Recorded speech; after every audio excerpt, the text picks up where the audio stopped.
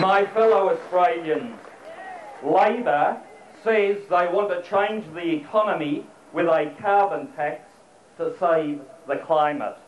I say, let's change the government to save our country from the carbon tax.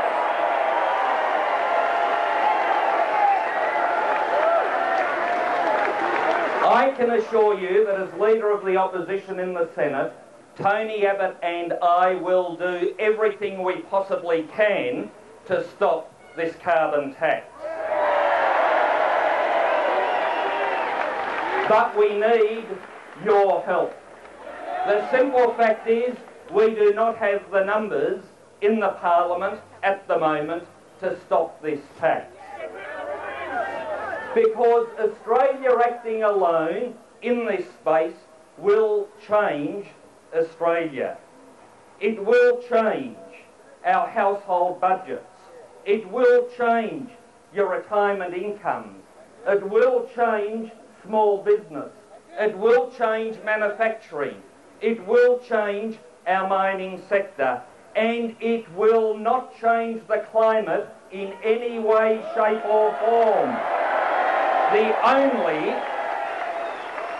only change that will come out of the carbon tax is the change that will find its way into Julia Gillard's pocket.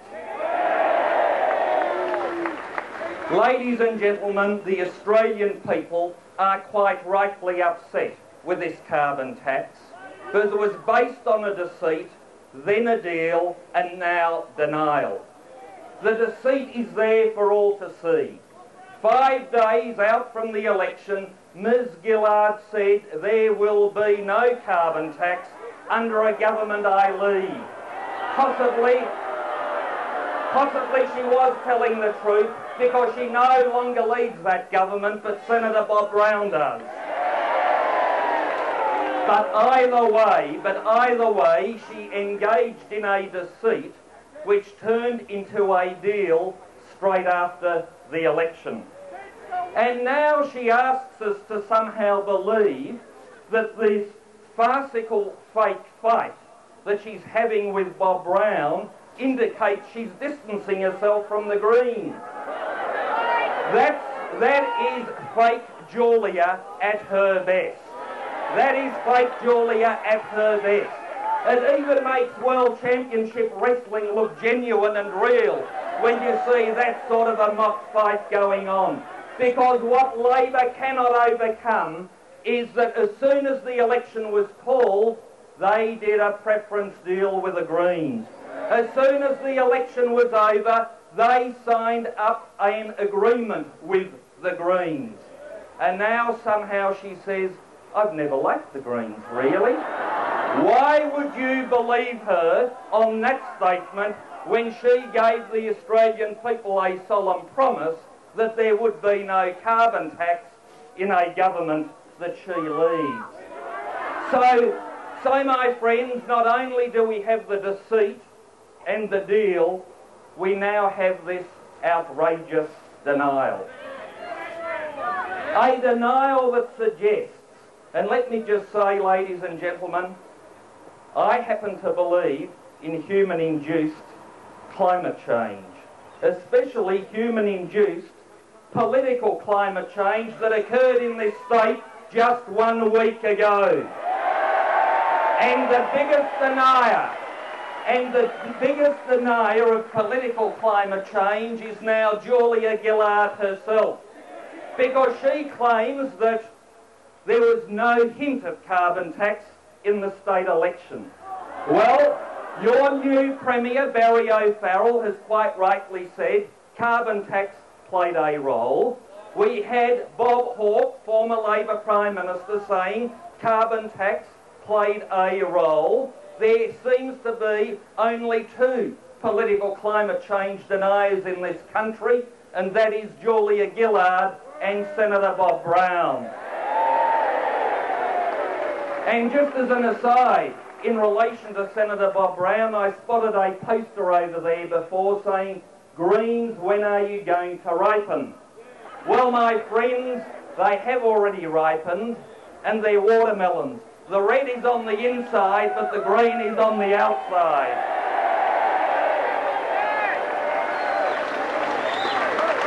But ladies and gentlemen, no matter what your position in relation to human-induced climate change, and allow me to put it into three categories. There are those that don't believe in human-induced climate change, there are those that don't know what to believe, and there are those that do passionately believe. Can I say all three groups are more than welcome at today's rally, because no matter what your view on this topic, it stands to reason that a carbon tax with Australia acting alone will not change one bit of our climate. And allow me to make that point. My friends, Australia is responsible for about 1.5% of the world's carbon dioxide emissions. We are having this carbon tax to allegedly reduce our 1.5% by 5%. I happen to think that most Australians would be willing to pay a bit of money for an environmental dividend on the other side of the ledger. And so the Australian people are right to ask themselves, if we have a carbon tax in Australia, what would be the environmental dividend? And that is the challenge for Julia Gillard, Mr Combet and Senator Brown to tell us exactly how the climate will change, when it will change. Will it be in 1,000 years, like Tim Flannery is now suggesting? Will it be tomorrow? Will it be in 100 years? And if so, by how much? The Australian people are entitled to that answer. And what is more, my friends, if Australia were to act alone in this space, if Australia were to act alone, our manufacturing sector would be devastated. We produce the cleanest zinc in our region. We produce the cleanest cement in our region. And if we price ourselves out of the world market, then our manufacturing sector will be finished. But do you believe that the people of the world would stop buying zinc and iron and cement? They would buy it from all the other countries that are not going down this road. I am sure that the factory owners in Brazil, Russia, India and China are hugely disappointed by this great turnout today, because they see the economic advantage for their dirtier factories if we go ahead with a carbon tax. In my home state of Tasmania, we produce zinc. 1 tonne of zinc for 2 tonnes of CO2. In China, that 1 tonne of zinc is produced with 6 tonnes of CO2. And as a result, my friends, if this carbon tax comes in, what we'll do is simply export our emissions from Australia to the other countries like China, which will leave even a bigger carbon footprint than is left in Australia. And that is why this is such a perverse tax. It is a tax that will do nothing at all for the environment. It will not change the environment. The only change that will come forward is the change that finds its way into Penny Wong's pocket. Now, ladies and gentlemen, you are told that you won't have to pay this carbon tax. It will only be the 1,000 big polluters. Well, I've got news for those in Canberra. Do you know who owns those 1,000 big polluters? It is the shareholders in those companies. And some of the largest shareholders in those companies are the superannuation companies that pay the funds for self-funded retirees and people right around this country. And so when you say that it will only be the 1,000 polluters we pay, I say to Julia Gillard, we know that we can rely on that just as much as we can rely on your promise that there was not going to be a carbon tax. And whoever would think that the 1,000 big polluters would pass on the cost anyway to everyday Australian consumers? And you know the biggest consumers are, of course, those that buy electricity and power.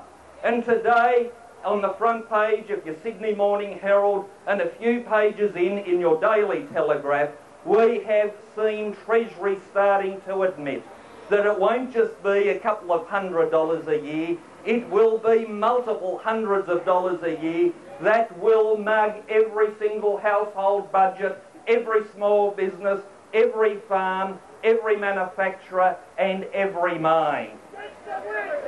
Ladies and gentlemen, we need to get rid of this tax. This tax was based on a deceit, it's based on a deal, and now they are seeking to deny that which is so obvious. What I say to Labor and the Greens, and indeed the country independents, there has been a huge political climate change, human-induced, in Australia as a result of this carbon tax. And what I invite especially the country independents to consider is a change of heart and a change of government. Because what you can do,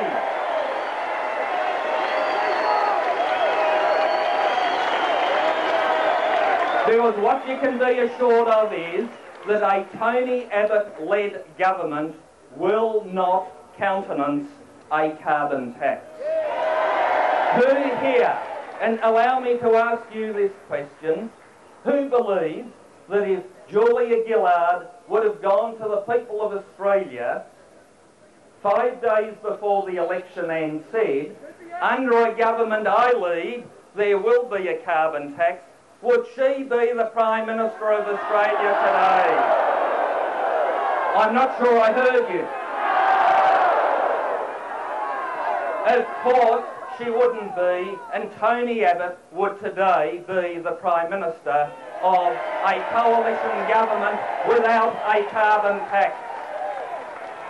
And my friends, Australian people are quite right to ask the question, how is it that when only 2 members of the House of Representatives and only 5 senators have been elected on a policy of a carbon tax, that the voice of the other 219 democratically elected men and women in the Senate and House of Representatives can somehow be steamrolled and their votes ignored?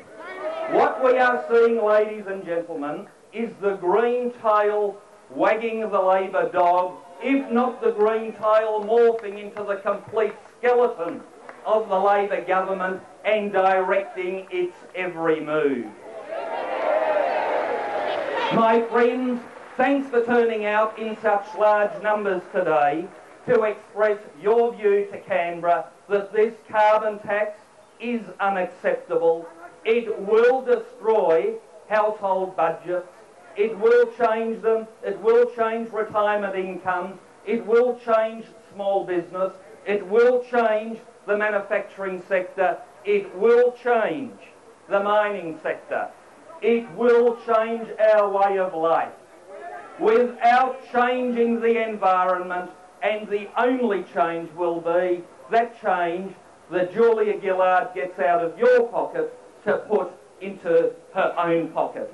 Do not accept, my friends, those of you that do believe in human-induced climate change, that this tax will somehow overcome it. Australia acting alone will only make that situation so much worse. So I can assure you that the coalition will continue to fight, but we need your help. Let's go forward, keep fighting. You did a great job last Saturday. Let's keep it rolling right through to Canberra, the sooner the better. Thank you very much.